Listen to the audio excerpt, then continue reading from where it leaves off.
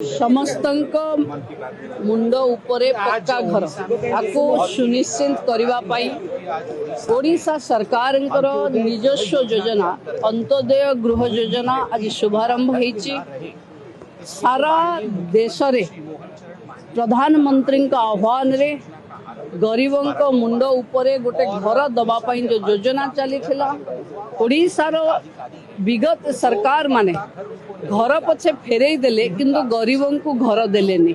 तेणु बीजेपी सरकार आसिला परे समस्तों पाखे घर दबापाई जो माने आजबेस्ट घरे अछंती, जो माने तंबू तले अछंती, जो माने चाଳ घरे अछंती, समस्ते ए घर पाइबा पई योग्य हेबे।